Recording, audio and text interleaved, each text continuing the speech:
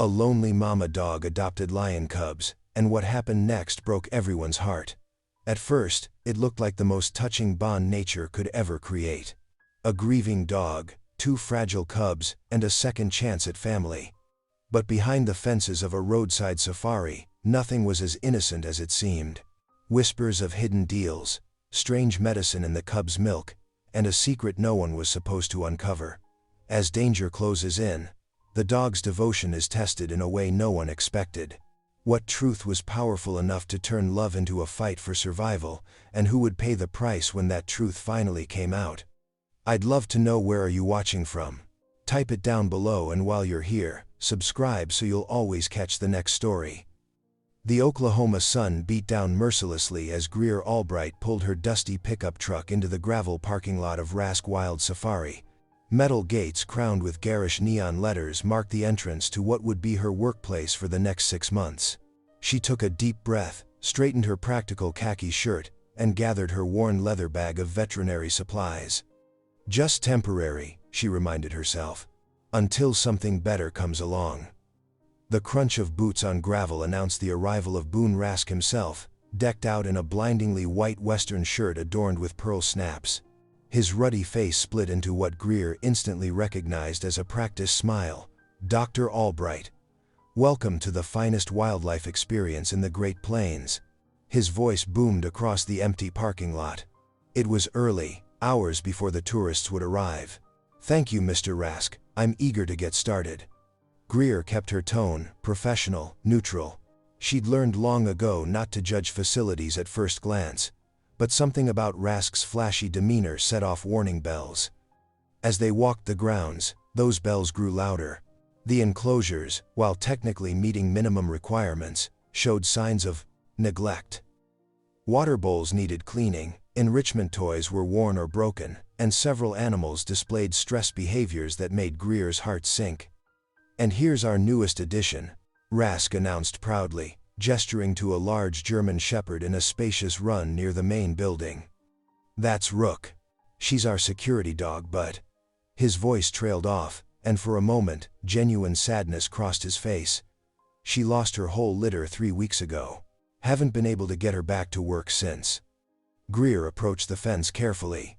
Rook lay in the shade, her black and tan coat dull and her amber eyes distant. The dog barely acknowledged their presence, but Greer noticed how her gaze constantly moved to a worn blanket in the corner of her run. "Has she been eating?" Greer asked, noting the full food bowl. "Barely. Doc Warren, the vet you're replacing, said she's physically fine, just—" Rask shrugged. "Well, you're the behavior expert. Maybe you can help her snap out of it." Over the next few days, Greer split her time between caring for the safari's residents and spending quiet moments with Rook. The shepherd slowly began to respond to her gentle presence, accepting small treats and eventually allowing Greer to sit inside her run. It was during one of these sessions that the commotion started. Shouts from the main building drew both their attention, and Rook's ears perked up for the first time since Greer had arrived. "Dr. Albright, we need you." One of the keepers came running, out of breath. "Emergency. 2 lion cubs just arrived." Greer hurried to the medical building, where she found 2 tiny, weak lion cubs huddled together in a transport crate. They couldn't have been more than 2 weeks old. "Where did they come from?" she demanded, already checking their vital signs. Rask appeared in the doorway. "Their mother was killed by poachers. Conservation contact of mine rescued them, but they need immediate care." Something about his explanation felt off, but the cubs needed her now. They were dehydrated and hungry, their golden fur dull and eyes crusty. As she prepared formula and warming pads, she heard a whine at the door. Rook stood there, every muscle in her body tense with attention. Before anyone could react, she slipped inside and made straight for the cubs. Greer moved to intercept her, but stopped short at what she saw.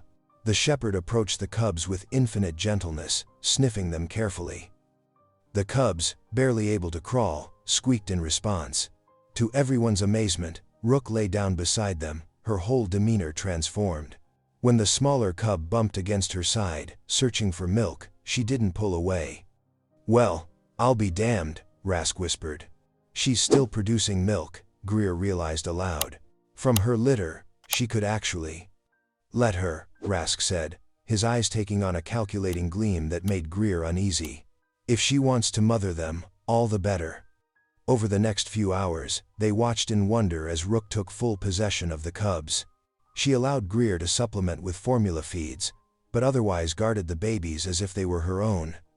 Her entire demeanor changed, the listless grief replaced by fierce purpose. Word spread quickly among the staff, and by the next day, Rask had moved Rook and the cubs to a special viewing area. Tourists flocked to see the unusual family, phones out and cameras flashing. "It's a miracle," Greer overheard Rask telling a group of visitors. "Nature's own special blessing, right here at Rask Safari. You won't see anything like this anywhere else in the world." Greer watched from a distance as he worked the crowd, already promoting special viewing times and photo opportunities. The cubs, still weak but improving under Rook's care, huddled against their adoptive mother's warm fur. "You're using them," she confronted Rask that evening after closing. "Those cubs need peace and quiet to recover, not constant disruption from crowds." "I'm on, giving people hope." "Dr. Albright," he countered smoothly. "And hope sells tickets. Besides, the cubs are thriving, your reports say so yourself." "Because of Rook," Greer insisted. "She's healing too, finding purpose again. But if you push too hard, I hired you to care for their health, not give business advice." His tone remained pleasant, but his eyes hardened. "Keep them healthy, document everything, and let me worry about the rest." Greer watched him walk away, her conscience warring with her need for this job. The cubs were indeed doing better under Rook's devoted care. The shepherd's maternal instincts had kicked in full force. She cleaned them, protected them, and even played with them as they grew stronger. The bond between them was real and beautiful. But Rask's growing determination to capitalize on their relationship troubled her deeply. She saw him installing extra lighting for evening viewing, heard him planning special events centered around the Miracle family. The crowds grew larger, louder, more demanding. One evening, as she finished her rounds, Greer sat in Rook's enclosure watching the little family. The cubs, now more active, wrestled with each other while Rook looked on attentively.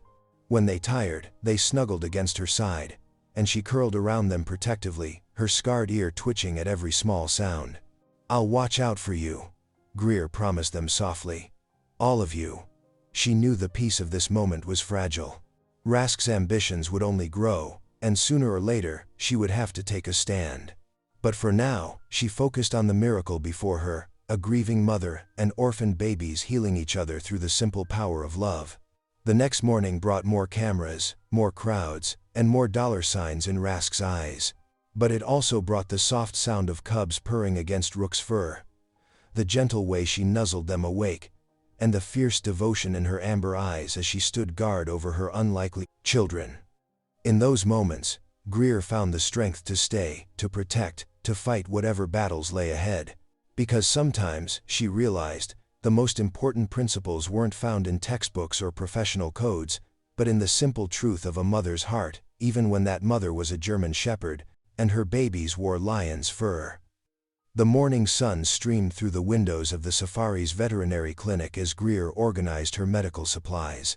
2 weeks had passed since Rook's extraordinary adoption of the lion cubs, and while the German shepherd's maternal care continued to amaze her, something felt off about the whole situation. Her phone buzzed with yet another notification. The viral video of Rook tenderly grooming the cubs had exploded overnight, reaching over 2 million views. Comments poured in from around the world, calling it a miracle of nature. Greer couldn't help but smile watching Rook nose one of the cubs closer to her belly for feeding, but her joy was short-lived as heavy boots echoed down the hallway. Boone Rask burst through the door, his ruddy face beaming with dollar signs in his eyes. "Greer, have you seen these numbers? We're trending everywhere." He thrust his phone in her face, displaying social media statistics. "Time to capitalize on this gift from above." Greer's stomach tightened. "Mr. Rask, the cubs need consistent care and routine right now. They're still very fragile. That's why we'll charge premium rates," Rask continued, straightening his gaudy Western shirt. $200 per person for a private cub petting session. We'll make a fortune." "Absolutely not," Greer said firmly. "These aren't toys for tourists. They need proper medical protocols and careful monitoring. Rask's smile didn't waver, but his eyes turned cold. I didn't hire you to make business decisions, Miss Albright. I hired you to keep them healthy enough to draw crowds. Throughout the day, Greer noticed more troubling signs. While preparing the Cubs formula, she detected an unusual medicinal smell that hadn't been present before. During their afternoon checkup, both Cubs' pupils appeared unnaturally constricted, even in the dim light of the examination room. She documented everything meticulously, photographing their symptoms and noting the times of their unusual behaviors. That evening, she drove to the local wildlife office, hoping to find someone who would listen to her concerns. Reed Culver sat at his desk, his tall frame bent over paperwork as Greer explained the situation. The wildlife officer's weathered face remained impassive as she showed him the photos and her detailed notes. Miss Albright, he said finally, leaning back in his chair. Do you know how many complaints we get about roadside zoos? Everyone thinks they've uncovered some grand conspiracy. But the Cubs' symptoms are probably nothing more than normal adjustment issues, he cut her off. Besides, you work there. If something illegal is happening, you're just as complicit. Greer felt her face flush with anger and frustration. I'm trying to protect these animals. Then do your job and stop wasting my time. Culver dismissed her with a wave of his hand. The next morning, Greer arrived early to find Rask had already installed a new exclusive Cub Encounter sign outside the safari's entrance. Her heart sank as she saw the astronomical price listed and the schedule of hourly sessions. She marched straight to his office, where he was already entertaining potential customers on the phone. When he hung up, she confronted him directly. Those Cubs aren't ready for public handling. They need at least another month of careful monitoring and proper medical protocols. Rask's facade of friendliness vanished. He stood up, using his stocky frame to loom over her desk. Let me make something very clear, Miss Albright. That dog of yours isn't their real mother. If you keep interfering with my business decisions, I can easily separate them. How do you think your precious Rook would handle losing another litter? The threat hit Greer like a physical blow. She thought of Rook, who had finally found purpose after losing her own puppies. The German Shepherd spent every moment with those Cubs, cleaning them, protecting them, even playing with them in the careful way of an experienced mother. Back in the clinic, Greer watched Rook nudge one of the sleepy Cubs closer to her side. The dog looked up at her with intelligent amber eyes, as if sensing her distress. The scarred ear twitched as Rook tilted her head, waiting for reassurance that everything was okay. I won't let him hurt you, Greer whispered, kneeling beside them. Any of you. But as she stroked Rook's fur, she felt more alone than ever. The safari's other staff members avoided eye contact, clearly aware of the tension between her and Rask. The wildlife officer had dismissed her concerns, and she had no other allies in the area.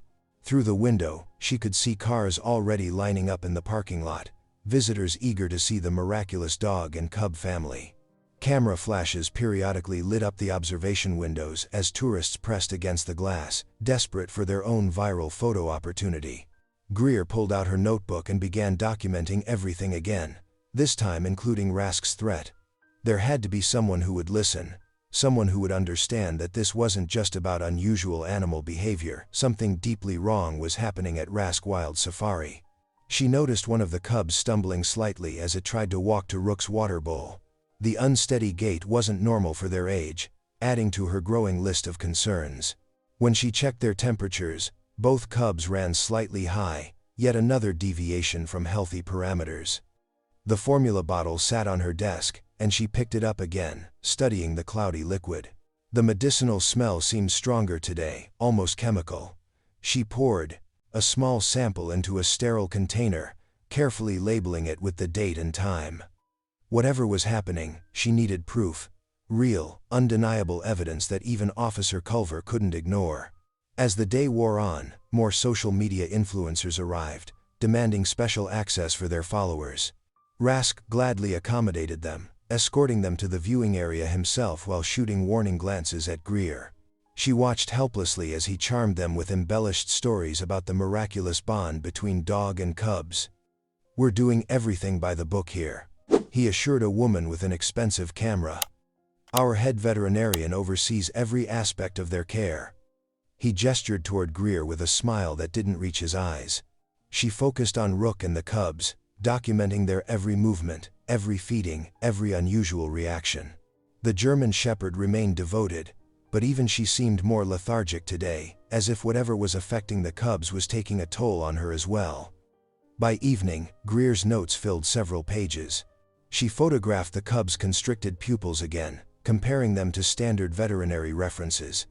The difference was stark. Something was definitely wrong with their medication.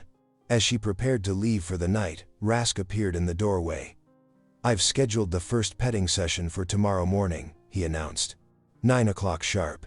"Make sure they're ready." "They're sick," Greer stated flatly. "I won't clear them for public contact." "You will if you want to keep your job."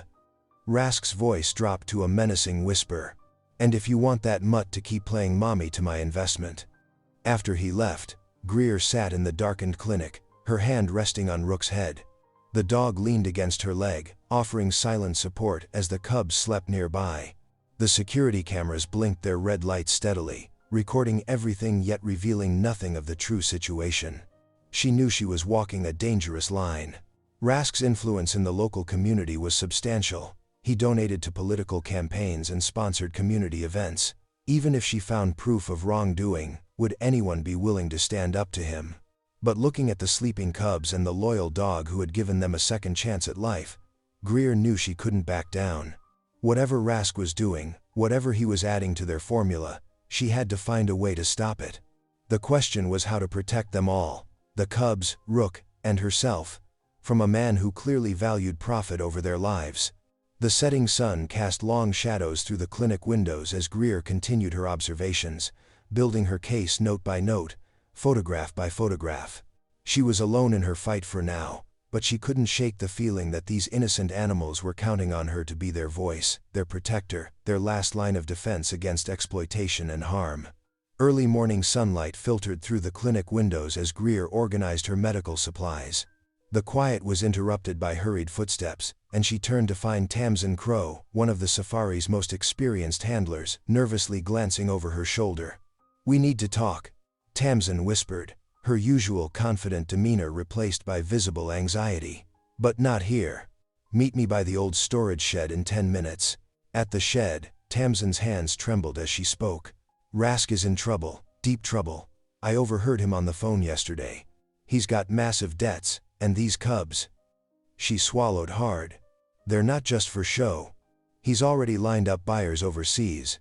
Rich collectors who'll pay anything for exotic pets." Greer's stomach twisted. "That's completely illegal. Everything about this place is starting to feel wrong," Tamsin continued, her voice barely above a whisper. "The medication in their formula, the rushed training, it's all about making them manageable for transport. And now," she hesitated, "he's starting rumors about Rook." "What kind of rumors?" "That she's becoming unpredictable, aggressive. I heard him telling visitors yesterday that she's showing concerning behavior. We both know that's not true, but he's laying groundwork. If anything happens to the cubs, he'll blame Rook." Greer's protective instincts flared. She'd suspected Rask's ulterior motives, but this was worse than she'd imagined. Back at the clinic, she watched Rook tenderly nudging one of the cubs toward its water bowl. The German Shepherd's gentleness made the accusations against her even more absurd. Determined to prove Rook's stability, Greer intensified their training sessions. She developed a series of clear, structured cues, hand signals and verbal commands that would demonstrate Rook's reliability under any circumstances. The dog's intelligence shone through as she mastered each new instruction, from guard to gentle to retreat. "Good girl," Greer praised as Rook successfully completed another sequence. "You're showing them exactly who you really are." But Rask's campaign continued. During a busy afternoon, she overheard him speaking to a group of visitors. "We're monitoring the situation closely," he said in a concerned tone. "Safety is our top priority, of course. Sometimes these arrangements, no matter how heartwarming, can become unstable." That evening, Greer made another attempt to alert Reed Culver.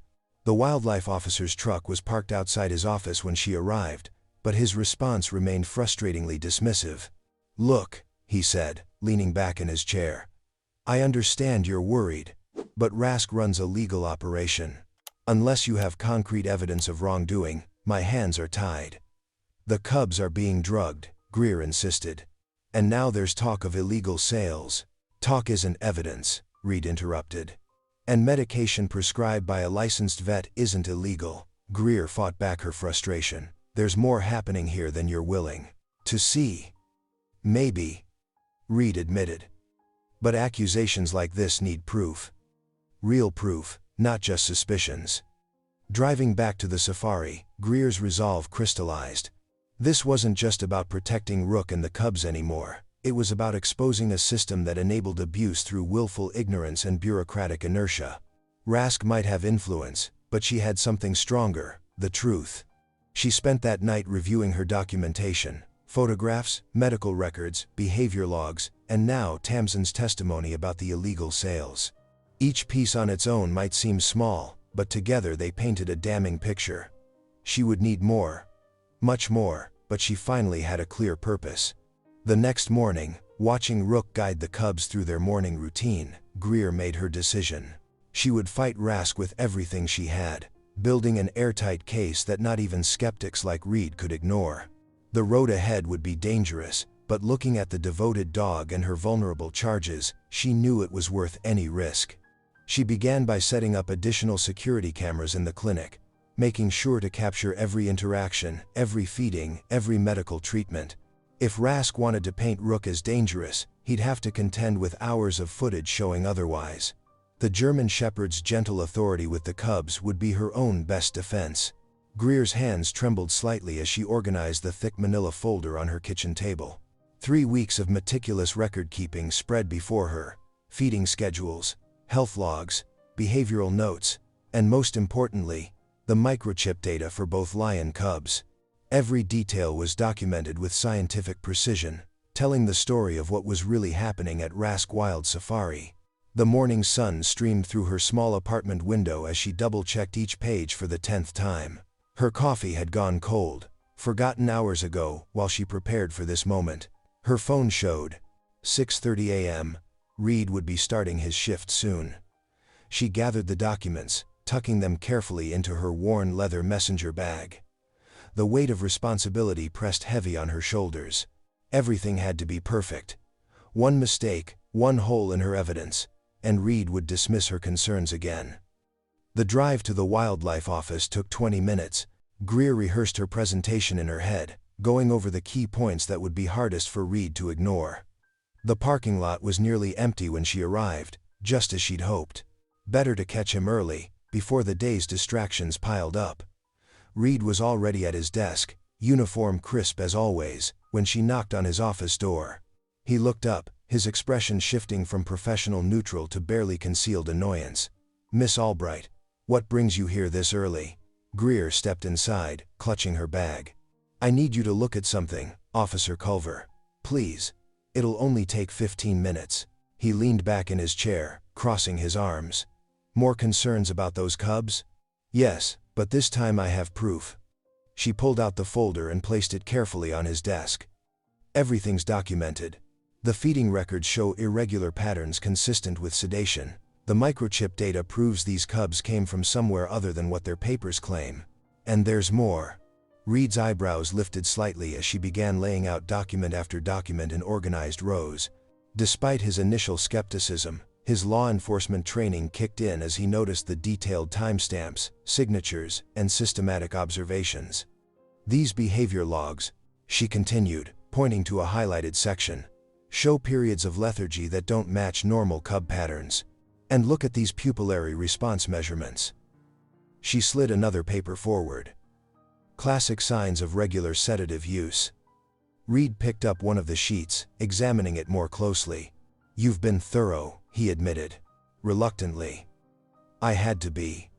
These cubs aren't just a tourist attraction, they're inventory to Rask. He's planning to sell them illegally. We don't have much time." The officer's jaw tightened. He'd seen cases like this before, but usually only had enough evidence to act after the animals were already gone. "You understand what you're suggesting? These are serious accusations." That's why I documented everything. We need a surprise welfare inspection. Today, if possible. Greer held his gaze steadily. Before Rask has a chance to move them. Reed rubbed his temples, considering. The evidence was compelling, more solid than most whistleblower cases he'd seen. But taking action meant stepping into a political minefield. Rask had friends in the county government. Please, Greer said softly. I wouldn't be here if I wasn't certain. After what felt like an eternity, Reed nodded. I'll schedule an inspection for this afternoon. But I'm warning you, if this turns out to be nothing. It won't be, thank you. Relief flooded through her as she gathered the documents. I'll have everything ready. Back at the safari, Greer found Tamsin already hard at work cleaning the enclosures. She pulled her aside, speaking in hushed tones. Reed's coming today. We need to prepare everything. Tamsin's eyes widened. He believed you? Enough to look into it. Help me get the medical records organized and check all the feeding stations. Everything has to be perfect. They worked quickly, but carefully, making sure every detail was in order. Tamsin knew where all the documentation was kept, having worked there for years. Together they assembled a complete picture of the facility's operations, both the public face and the troubling reality beneath. The Cubs' medical files, Tamsin whispered, pulling a folder from the bottom drawer of the office filing cabinet. Rask keeps these separate from the others. Greer flipped through them, noting discrepancies. Good. This helps prove our current case. What they didn't know was that across town, Rask was already moving to counter their plans. A morning phone call from his contact at the county offices had warned him about Reed's scheduled inspection. Now he sat in his own office, carefully forging transfer documents for the Cubs. Got to move fast, he muttered, pressing his official stamp onto the papers. The documents would show the Cubs were being legally transferred to another facility, all above board and proper looking. His phone buzzed with a text from Deputy Morris, one of several local law enforcement officers who owed him favors. We'll be there in 30, ready to assist with transport. Rask smiled grimly. By the time Reed arrived for his inspection, the Cubs would be long gone. No evidence, no case. And as for Greer, well, he'd deal with her interference permanently once this was handled. The morning crept towards noon, tension building with every passing hour. Greer and Tamsin continued their preparations, double-checking every detail while trying to appear normal to the other staff. They could sense something was coming, the air felt electric with anticipation. Rook seemed to pick up on the tension, growing restless in her enclosure. The shepherd kept the Cubs close, growling softly whenever anyone but Greer approached. Her protective instincts were on high alert. It's like she knows, Tamsin said, watching the dog nuzzle one of the drowsy cubs. Animals always seem to sense when something's wrong. Greer checked her watch again. Reed would be arriving soon. Every minute that passed increased the risk of Rask somehow finding out and interfering. She tried to focus on the tasks at hand, rather than all the ways things could go wrong. The sound of vehicles approaching made them both freeze. Through the trees, they could see a patrol car turning into the safari's entrance road. But behind it was another vehicle, Deputy Morris's familiar truck. That's not good, Tamsin whispered. Morris always does Rask's dirty work. Greer's heart raced as she watched both vehicles park. This was it, the moment everything would either fall into place or fall apart.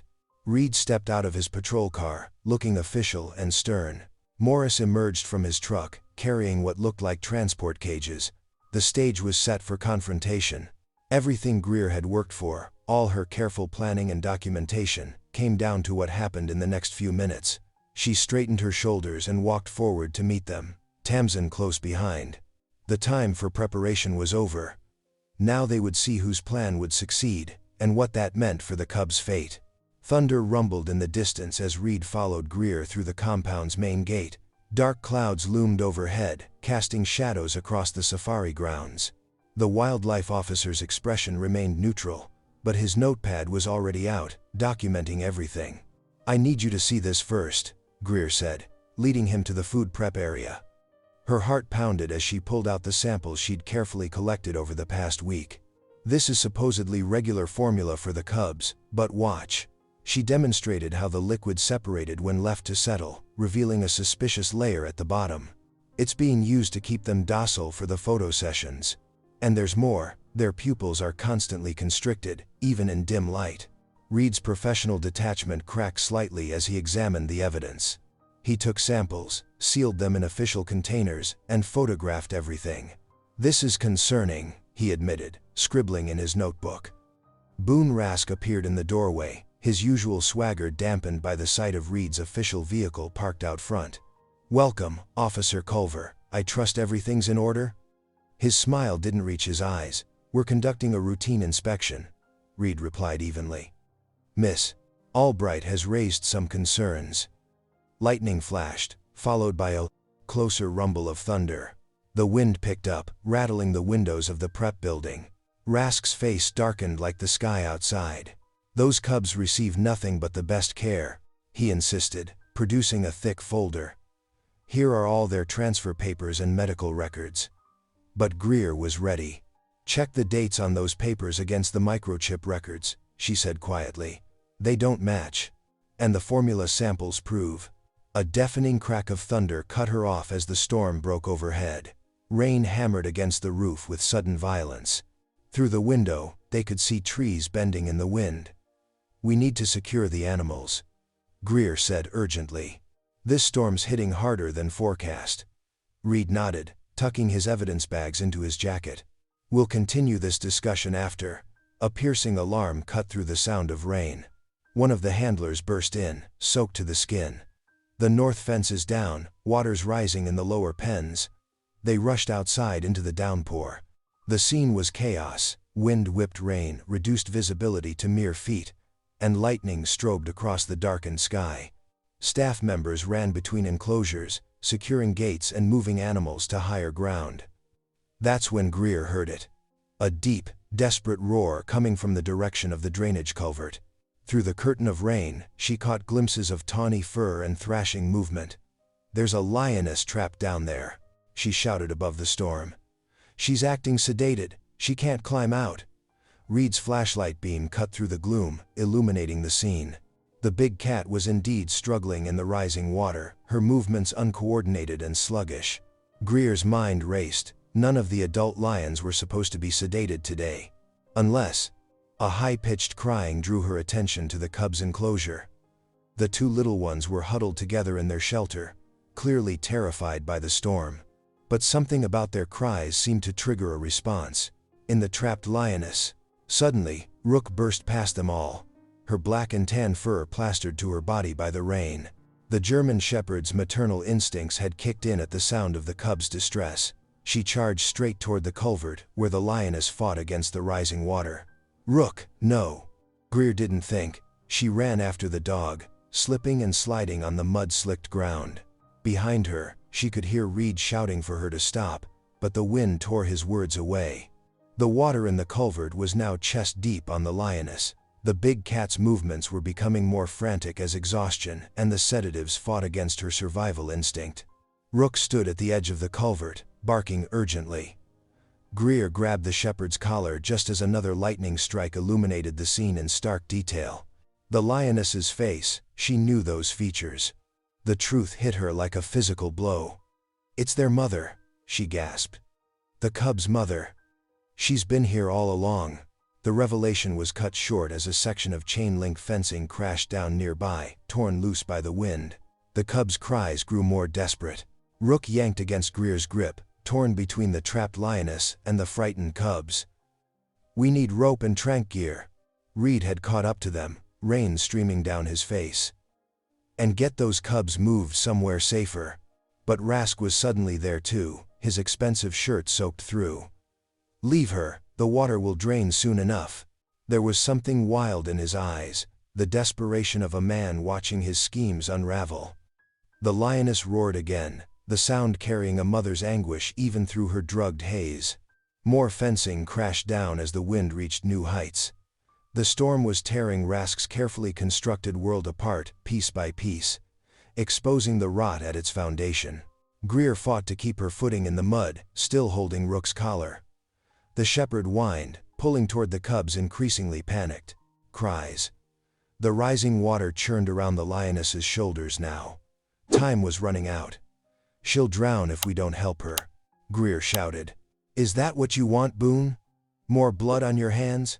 Reed was already running back to his vehicle for rescue equipment. The rain seemed to fall even harder, creating curtains of water that transformed the familiar safari grounds into a nightmarish landscape of shadows and sudden dangers. The wind caught another section of fencing, sending it cartwheeling across the compound. Staff members scattered to avoid it. Through gaps in the rain, Greer could see other animals pacing in their enclosures, disturbed by the storm and the chaos. Rook's muscles tensed under Greer's hand. The shepherd's training warred with her instincts as thunder boomed overhead. The cubs needed protection, but the lioness was running out of time. Nature itself seemed to be passing judgment on the safari's dark secrets, unleashing its fury on them all. Water swirled around Greer's boots as she tried to maintain her position. The storm had transformed the ground into a treacherous mix of mud and standing water. Every flash of lightning revealed new damage: noba, toppled trees, scattered debris, flooding enclosures. The safari's carefully maintained facade was literally being torn apart by wind and rain. Through it all, the lioness fought for survival, her sedated state making every movement a struggle against both the rising water and her own compromised body. Her eyes, when visible in the storm's chaos, held a desperate intelligence that gave lie to every story Rask had spun about orphaned cubs and legitimate transfers. Reed returned with rescue equipment, tossing Greer a thick rope and life vest. The rain hammered down relentlessly as she quickly strapped on the safety gear. Through the curtain of water, she could see the lioness struggling to keep her head above the rising flood. Something about the big cat's desperate movements caught her trained eye. There was more than just fear driving her. Lightning flashed again, illuminating the scene in stark detail. Greer's breath caught as she noticed the lioness's swollen teats, clear signs of lactation. Her mind raced back to the records she'd been studying, the microchip data she'd cross-referenced countless times. "Oh my God," she whispered, the truth hitting her like a physical blow. "She's their mother. The cubs, they weren't orphaned at all." The pieces fell into place with sickening clarity. Rask had separated them deliberately, creating a heart-tugging story of orphaned cubs and their canine surrogate mother to drive ticket sales. The depth of his deception was staggering. "What did you say?" Reed shouted over the storm's fury. "She's lactating," Greer called back, her voice cracking with anger and disbelief. "This is the cub's real mother. Rask's been lying this whole time." Rask's face contorted with rage. "You don't know what you're talking about," he snarled, but the guilt in his eyes confirmed everything. The lioness let out another desperate roar, the sound carrying straight to the cub's enclosure. Their answering cries seemed to pierce right through Greer's heart. Rook whined, pulling at her collar, torn between the trapped mother and her adopted babies. "We have to get her out," Greer shouted, securing the rescue rope to her harness. The water in the culvert was rising faster now, churning with debris from the storm. "It's too dangerous." Reed grabbed her arm. "Wait for backup." But Greer knew they were out of time. The sedatives in the lioness's system were making her movements increasingly uncoordinated. She'd drown if they didn't act immediately. "Hold the line," she ordered, handing the other end of the rope to Reed. Before anyone could stop her, she waded into the floodwaters. The current was stronger than she expected, immediately trying to sweep her feet out from under her. The rain made it nearly impossible to see more than a few feet ahead. Behind her, she could hear Reed cursing and Rook barking frantically. Greer fought her way forward, using the culvert wall for support. The water was freezing, already numbing her legs. The lioness thrashed as she approached, panic overtaking any remaining reason in her drug-addled state. "Easy, girl," Greer called softly, trying to project calm she didn't feel. "I'm here to help." Lightning crackled overhead, followed immediately by deafening thunder. The lioness roared in terror, her claws scrabbling against the concrete walls. Greer took advantage of the distraction to loop the rescue rope around the big cat's chest, just behind her front legs. "I've got her secured," she shouted back to Reed. "Start pulling." But before they could begin the rescue, disaster struck. A massive log, torn loose by the storm, came careening down the flooded culvert. Greer saw it too late to dodge completely. It slammed into her shoulder with crushing force, knocking her under the churning water. Pain exploded through her body as she tumbled in the current. Water filled her nose and mouth. She couldn't tell which way was up. The rope tangled around her legs, threatening to drag her under permanently. Just when her lungs were about to burst, something grabbed her jacket and hauled her to the surface. She emerged, gasping to find Rook had plunged into the water after her, the shepherd's powerful jaws clamped firmly on her collar. "Hold on!" Reed's voice cut through the chaos. He was in the water too now, fighting his way toward them with a rescue pole extended. Working together, they managed to stabilize both Greer and the lioness. The big cat had stopped fighting, either from exhaustion or some dim recognition that they were trying to help. Rook kept a firm grip on Greer's jacket, refusing to let her slip under again despite the current's best efforts. Other staff members had arrived with additional ropes and equipment. Slowly, carefully, they began pulling the lioness free of the culvert. Her golden eyes, though dulled by sedatives, remained fixed on Greer throughout the rescue. "I've got you," Greer kept murmuring, partly to the lioness and partly to herself. "We're going to fix this, all of it." Finally, after what seemed like hours but was probably only minutes, they managed to drag the lioness onto solid ground. She lay there panting, too exhausted to move. Greer collapsed beside her, her injured shoulder screaming in protest. Rook positioned herself between them and Rask, who had been shouting ineffectual orders throughout the rescue. The shepherd's normally friendly demeanor was gone, replaced by the fierce protectiveness that had made her such a remarkable surrogate to the cubs. Reed knelt beside Greer, his hands gentle as he examined her shoulder. "That was either the bravest or stupidest thing I've ever seen," he said gruffly, but there was respect in his eyes now. Probably both. The rain was finally beginning to ease, though the wind still howled around them. Through gaps in the clouds, dawn was starting to break, casting a surreal light over the devastated safari grounds. The cubs were still crying from their enclosure, but their voices had changed from fear to something more like recognition. They could sense their mother's presence, even at this distance. The lioness's ears pricked at each cry, her maternal instincts fighting through the sedatives. "Get me the medical kit," Greer ordered, struggling to sit up despite her injury.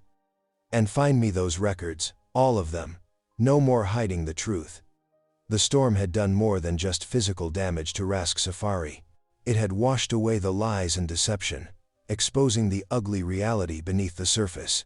The revelation of the cub's mother wasn't just about one family separated for profit. It was about every compromise, every cruel choice made in the name of entertainment and greed. Rook pressed against Greer's side, her fur still dripping from the rescue. The shepherd's warmth was comforting, a reminder of the pure devotion that had started this whole journey. She had loved those cubs purely and completely, asking nothing in return. Now she would help reunite them with their real mother, because that's what true love does, it puts others first.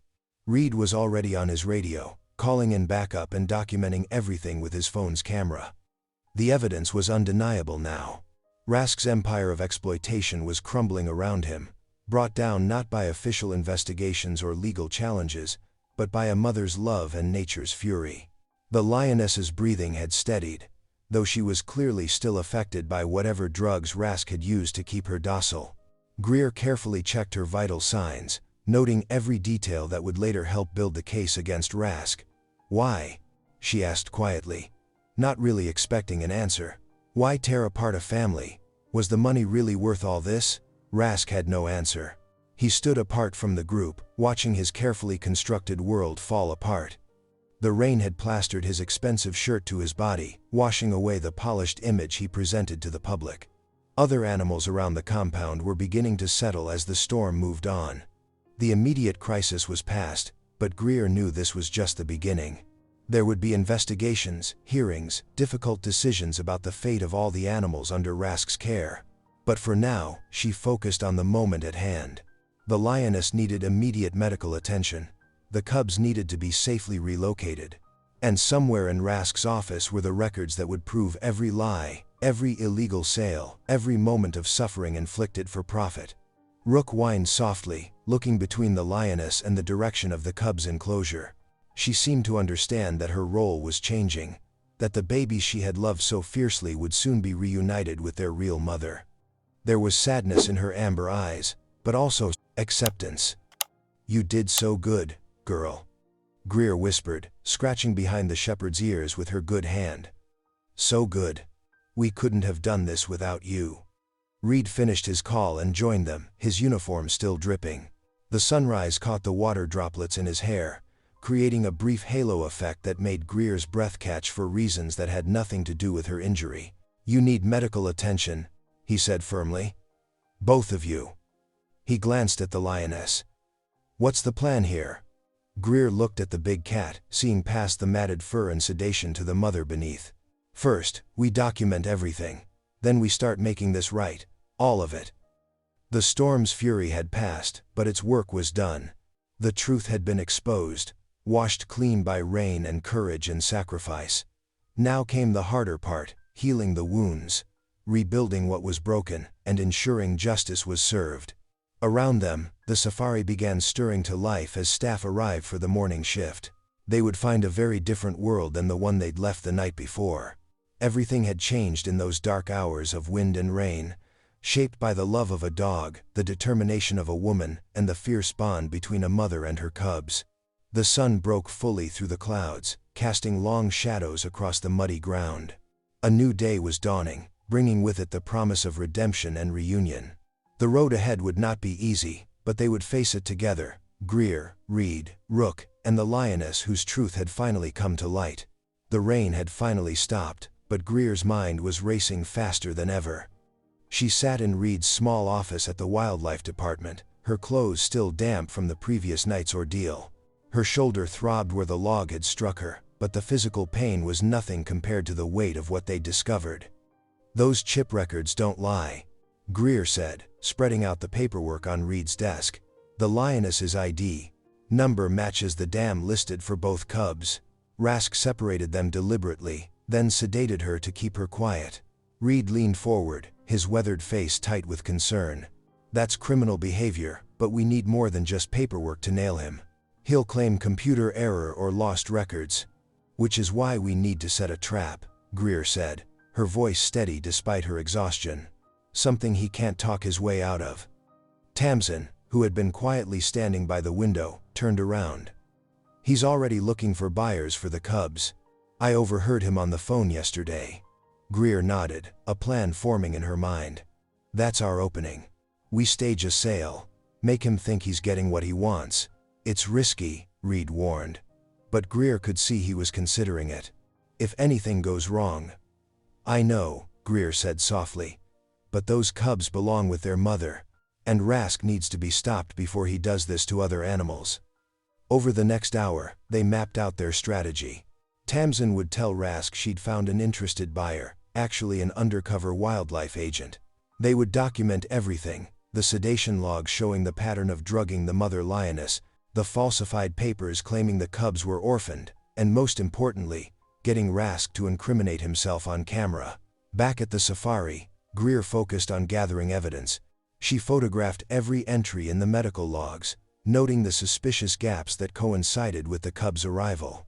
Her hands trembled slightly as she copied the chip scanning records, proof that the lioness had been deliberately misidentified. Rook stayed close to her side throughout the day, the German shepherd's presence both comforting and protective. The dog's amber eyes tracked every movement around the compound, especially when Rask was nearby. She seemed to sense the rising tension, positioning herself between Greer and any potential threat. "Good girl," Greer whispered, scratching behind Rook's scarred ear. "We're going to make this right." The preparation was painstaking. Every detail had to be perfect. Greer worked late into the night, organizing their documentation into airtight evidence. She created backup copies of everything, storing them in multiple secure locations. If anything happened to her, the truth would still come out. Tamsin proved invaluable, carefully documenting conversations and interactions with Rask while maintaining her nervous, subservient demeanor. "He suspects nothing," she reported during one of their secret meetings. "He's too focused on the money to notice what we're doing." Reed coordinated with his department, arranging for surveillance equipment and backup. "We'll have teams standing by," he assured Greer. but they'll stay out of sight until we have concrete evidence of illegal activity. The hardest part was maintaining normal routines while their trap was being set. Greer continued caring for the cubs and their mother, her heart breaking each time she saw them separated. The lioness was recovering from the flood trauma, but her eyes held a sadness that Greer couldn't bear to watch. "Just a little longer," she promised the big cat, checking her vital signs. "We're going to reunite you with your babies." Rook seemed to understand the importance of their mission.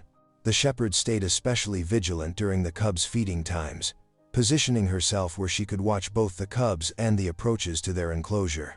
Her protective instincts, which had initially drawn her to the cubs, now extended to their entire operation. One afternoon, Greer noticed Rask watching her work with unusual intensity. Her heart raced, but she forced herself to remain calm, going through her normal routine with practiced ease. "Those cubs are looking real good," Rask called out, his voice too casual. "Might have a special visitor coming to see them soon." Greer nodded, keeping her face neutral. "They're developing right on schedule." Inside, her stomach churned at his transparent greed. The next few days were a delicate dance of preparation and pretense. Reed helped Greer document every interaction, every suspicious transaction in Rask's books. Tamsin quietly gathered statements from other employees who had witnessed questionable practices but had been too afraid to speak up. "We only get one shot at this," Reed reminded them during a tense meeting in his truck, parked well away from the safari. "If he suspects anything before we're ready, he won't," Greer said with more confidence than she felt. "His ego won't let him see it coming." They scheduled the fake sale for the following week. The timing had to be perfect, enough notice to seem legitimate, but not so much that Rask could make alternative arrangements.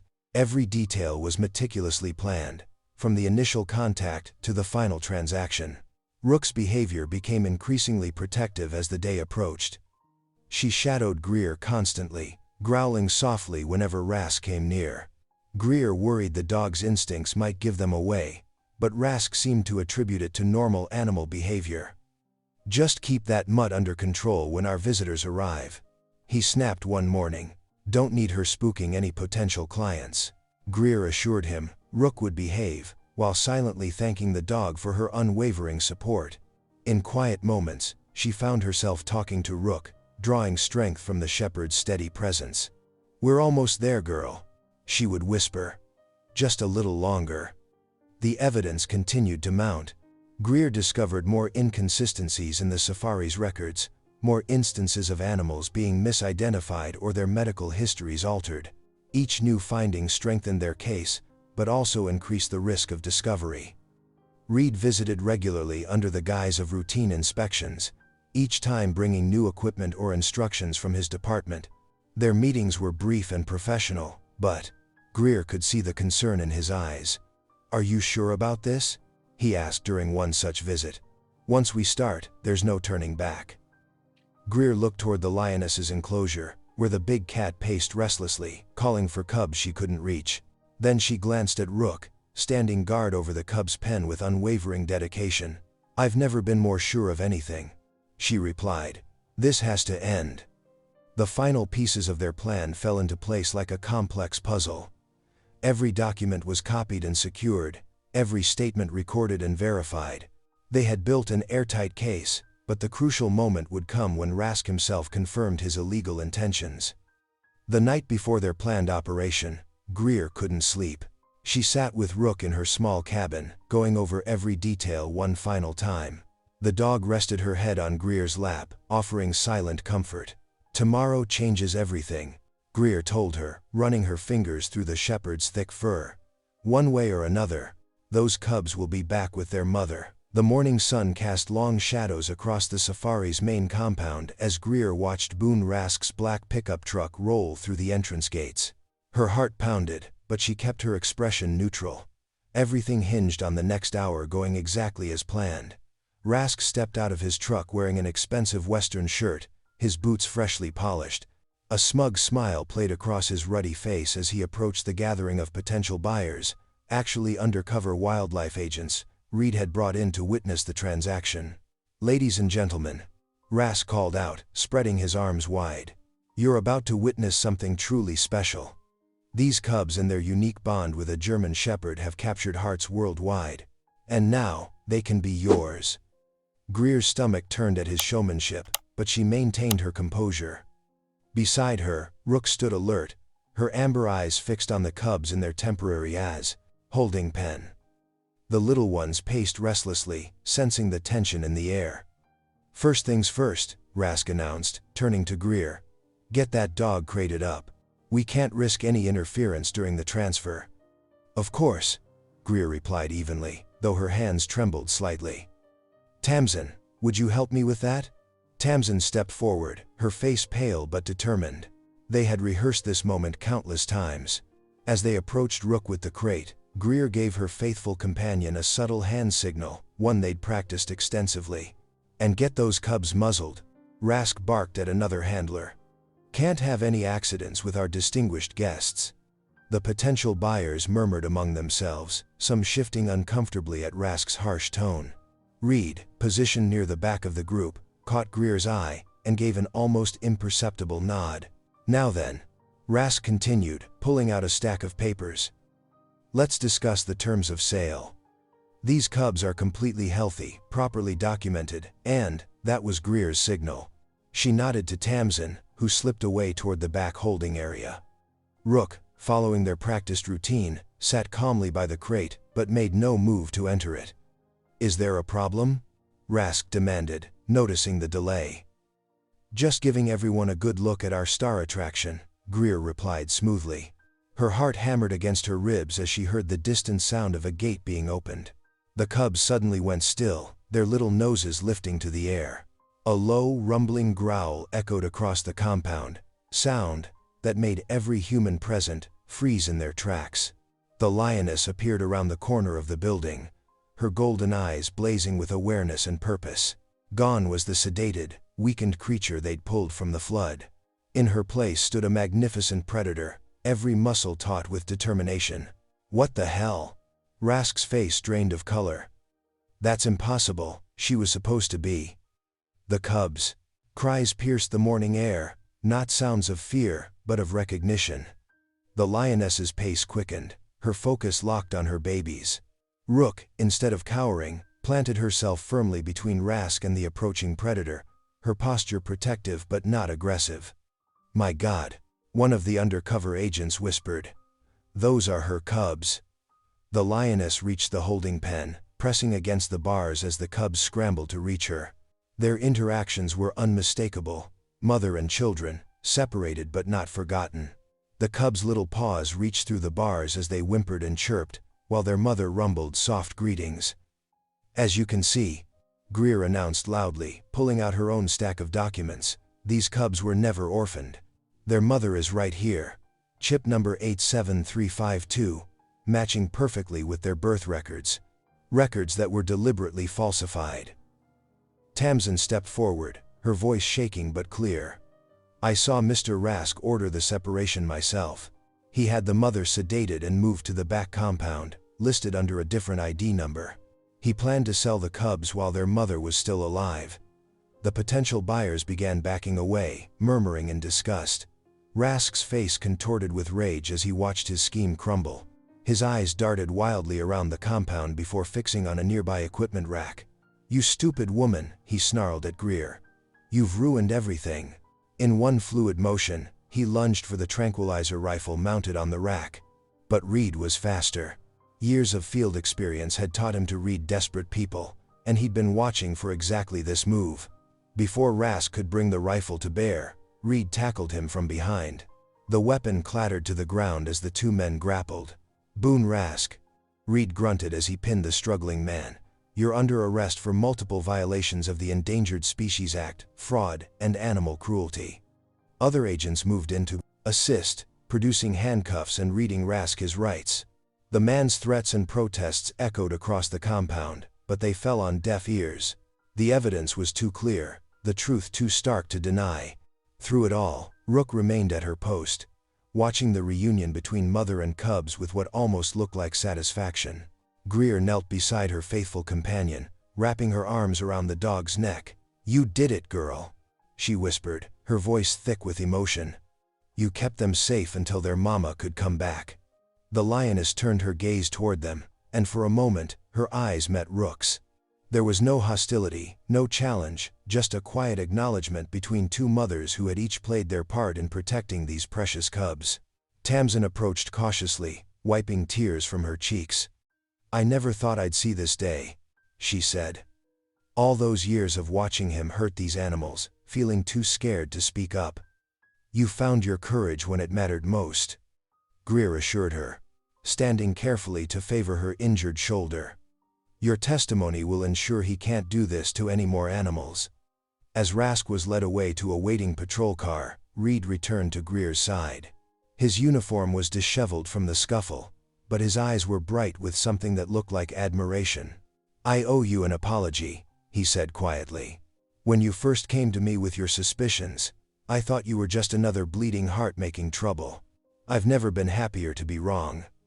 Greer watched as other officers began documenting the scene, photographing the reunion, and collecting evidence.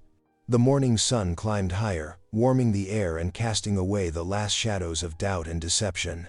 The lioness continued to comfort her cubs through the bars, her rumbling purrs carrying across the compound. Soon, they would be properly reunited in a secure enclosure, their family bond given the chance to heal. And thanks to the evidence they gathered, their future would be in the hands of legitimate sanctuaries, not profiteers like Rask. Just when victory seemed within reach, a new storm gathered on the horizon. This one didn't bring thunder and lightning, but rather came in the form of official letterhead and legal threats.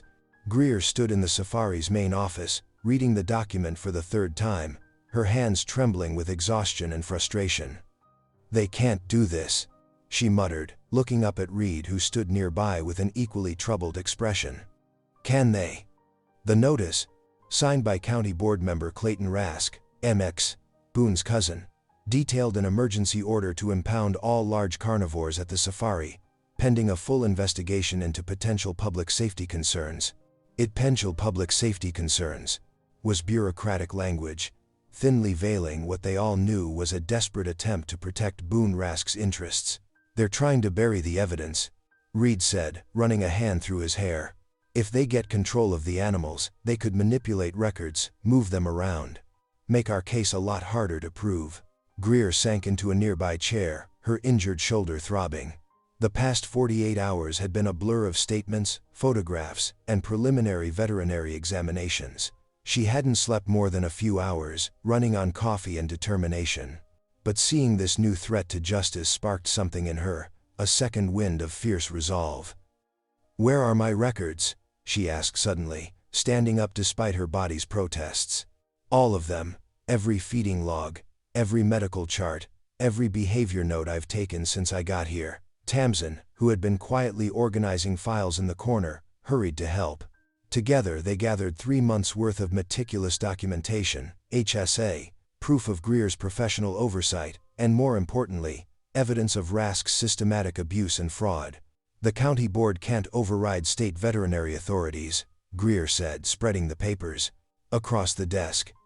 "Not when it comes to animal welfare and professional conduct. We need to get this higher up the chain." She pulled out her phone and began recording a video, walking through the compound with Reed and Tamsin. They documented the reunited lioness and her cubs, showing their matching microchip numbers and the clear maternal bond. Rook followed them, her presence a steady reminder of how this story had begun. "Look at this," Greer narrated, pointing to the cubs' medical charts. "Consistent use of sedatives disguised as formula supplements. And here," she gestured to the holding areas, "substandard enclosure conditions that violated multiple state regulations." The next 24 hours became a marathon of advocacy. Greer compiled everything into a comprehensive report, her veterinary credentials lending weight to each observation. She included statements from Tamsin about Rask's illegal practices, Reed's official documentation of the attempted sale, and clear evidence of the familial relationship between the cubs and their mother. But the county board moved fast. By morning, local animal control vehicles appeared at the safari's gates, ready to execute the impound order. Clayton Rask himself arrived, dressed in an expensive suit that couldn't quite hide his family resemblance to Boone. "This is a local matter," he announced smoothly, waving a stack of official-looking papers. "These animals represent a significant investment in our community. We have a responsibility to protect local interests." Greer stood her ground, Rook at her side. "These animals aren't property to be shuffled around for local interests," she countered. "They're living beings who have already suffered enough from that kind of thinking." While Reed engaged in a tense discussion with the animal control officers, keeping them at the gate, Greer initiated her countermove. She'd spent hours the night before preparing her petition to the State Veterinary Board, and now she submitted it through every available channel: email, fax, and certified mail. The petition was comprehensive, detailing not just the abuse at the safari, but also the apparent conflict of interest in the county's attempted intervention. She included photos, videos, and sworn statements, building an irrefutable case for state oversight. "The local authorities are compromised," she wrote in her conclusion. "This situation requires immediate intervention to prevent further harm to these animals, and to preserve the integrity of ongoing criminal investigations." Hours ticked by in a tense standoff. Clayton Rask made calls from his luxury SUV, his face growing increasingly red with frustration. The animal control officers shifted uncomfortably, caught between local authority and state jurisdiction. Then, at 2:15 in the afternoon, Greer's phone rang. The call came from the state capitol. The veterinary board had convened an emergency session to review her petition. She put the call on speaker so Reed and Tamsin could hear. "Based on the evidence presented," the board chairman announced, "we are asserting immediate state jurisdiction over all large carnivores at Rask Wild Safari. Local authorities are hereby ordered to stand down. State wildlife officials will assume control of the facility and its animals pending full investigation." The relief that swept through Greer was almost physical, making her knees weak. Tamsin burst into tears, while Reed allowed himself a small smile of satisfaction. Clayton Rask's face turned an even darker shade of red as he received his own call, presumably delivering the same news. He stormed off to his vehicle, but not before shooting Greer a look of pure venom. "This isn't over," he spat. "Actually, it is," Reed responded calmly. "State jurisdiction means state rules. And state rules say you need to leave the premises immediately." Within the hour, state wildlife officials arrived. Professionals with no local ties or conflicts of interest. They began a thorough inventory of the facility and its animals, their methodical approach, a stark contrast to the rushed impound attempt earlier. The lioness and her cubs were officially documented as a family unit, their future care now in the hands of legitimate authorities. Rook watched the proceedings with alert interest, staying close to Greer as always. "What happens now?" Tamsin asked softly as they watched the state officials work. "Now we make sure this never happens again," Greer replied, scratching Rook's ears. "The state will place the animals with accredited sanctuaries. Boone Rask will face criminal charges, and his cousin's attempt to interfere will probably lead to its own investigation." Reed joined them, looking more relaxed than Greer had ever seen him. "The state's attorney general is interested in the case now," he reported. "Seems there might be a pattern of this kind of corruption in the county. They're talking about a broader investigation." Greer nodded, feeling the weight of exhaustion finally catching up with her. But it was a good kind of tired, the kind that comes from fighting the right fight and winning. She watched as state veterinarians examined the lions, their professional handling a welcome sight after months of witnessing Rask's negligent care. The afternoon sun cast long shadows across the compound as the state team continued their work. Somewhere in the distance, the lioness called to her cubs, her voice strong and clear, no longer sedated, no longer hidden away. The cubs answered with their own little roars, their family bond already growing stronger. Tamsin brought Greer a cup of coffee and pulled up a chair beside her. Together they watched the systematic dismantling of Boone Rask's corrupt enterprise, each official document and photographs another nail in the coffin of his operation. "I kept so quiet for so long," Tamsin mused, her voice thick with emotion. "Watched so many animals suffer because I was afraid to speak up. Thank you for showing me there was another way." Greer reached over and squeezed her hand. "You found your courage when it mattered most. That's what counts." As the day wound down, state officials began setting up temporary security measures. The facility would remain under 24-hour surveillance until all the animals could be safely relocated. No more midnight transfers, no more hidden sales, no more suffering in the shadows. Rook settled at Greer's feet, her duty as surrogate mother complete, but her protective instincts still evident as she watched over the compound.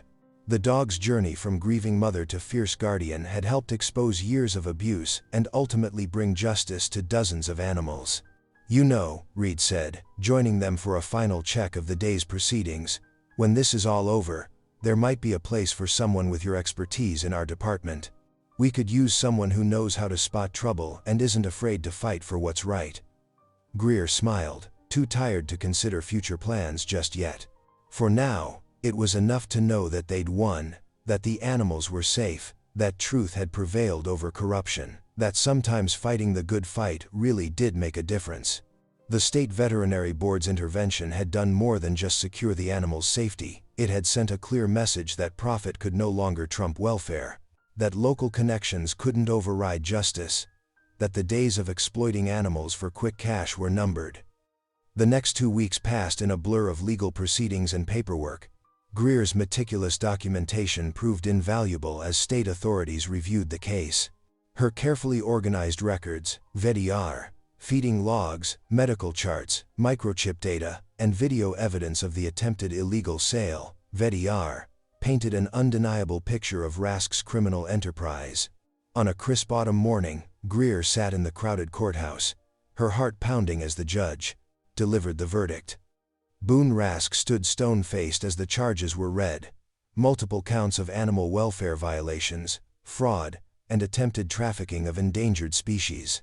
The judge's gavel fell with finality as she announced his sentence: significant fines, the permanent revocation of his exhibition license, and jail time. The court further orders all animals currently housed at Rask Wild Safari to be transferred to approved sanctuaries and rehabilitation facilities, the judge declared. Greer felt tears of relief well up in her eyes as Reed, sitting beside her, squeezed her hand supportively. Outside the courthouse, reporters gathered to capture reactions. Greer avoided the cameras, but couldn't help overhearing snippets of Rask's family protesting the verdict. Clayton Rask's face was red with anger as he ranted about appealing the decision. But the state's case had been airtight, there would be no escaping justice this time. Back at the safari, preparations began immediately for transferring the animals.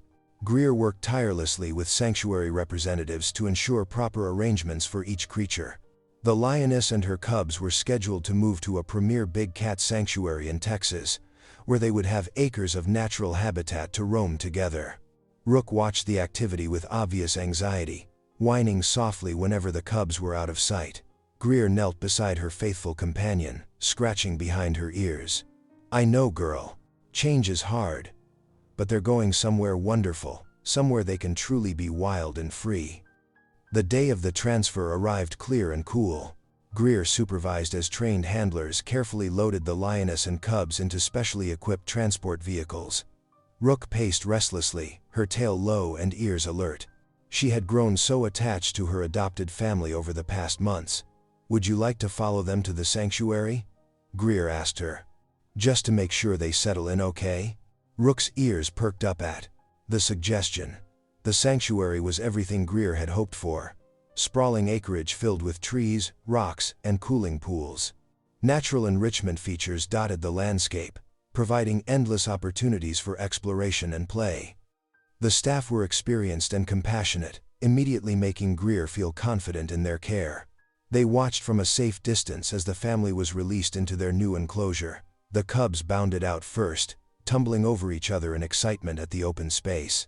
Their mother followed more cautiously, scanning the area before relaxing into a sunny spot. Rook sat attentively, head tilted as she observed their interactions. "They're going to be just fine," Greer assured her. Gradually, Rook's tense posture softened. She seemed to understand that her adopted babies had found their true home.